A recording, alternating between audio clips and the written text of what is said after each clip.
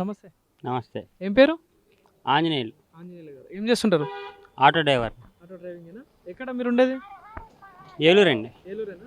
So ఎట్లా ఉంది మరి డ్రైవింగ్ ఫీల్డ్ ఎట్లా ఉంది ఆటో? డ్రైవింగ్ ఫీల్డ్ ఏమి లేదండి, వ్యాపారం. అన్నీ ప్రభుత్వం ఉచిత పథకాలు పెట్టింది, అందరికి ఉచితంగా ఇచ్చింది, అన్నీ ఉచితంగా వేస్తున్నారన్నారు, డిజిటల్ అమౌంట్ అన్నారు, బాగానే ఉంది. కానీ కూరగాయల రేటు, బియ్యం రేట్లు, నూనె రేట్లు 4 సంవత్సరాలు ఏరబాదులు బాధింది ప్రభుత్వం.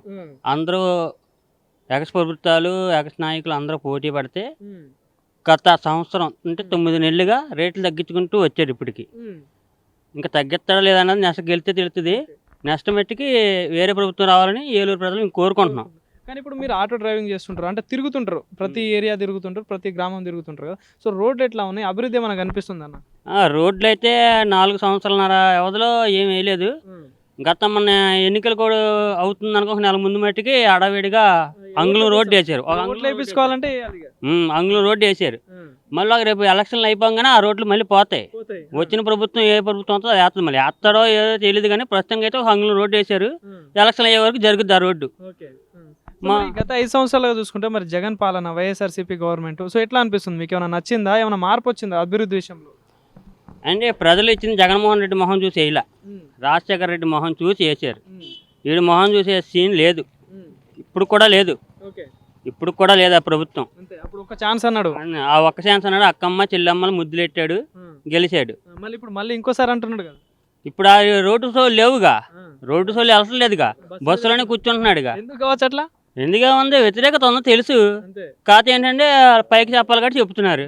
కానీ మొన్న జరిగిన రాళ్ల దాడి కూడా ఏదో ప్రతిపక్షాలే చేసినాయని చెప్పేసి ప్రధానంగా చెప్తున్నారు, నిజమే అంటారు అది?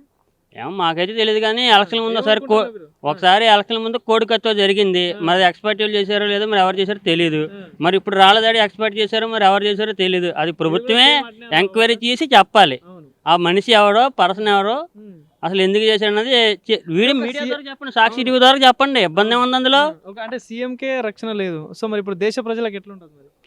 దేశ ప్రజలకు అసలు రక్షణే లేదండి. దేశ ప్రజలకి రక్షణే లేదు. మా ఏలూరులో అసలు లేదు. ఏలూరులో ఉన్న స్థానికంగా ఉంటున్నారు ఒక 20 మంది, 20,000 మంది, 15,000 మంది బతుకుతున్నారు అన్న డ్యూటీ మిల్లు మూసిచ్చారు.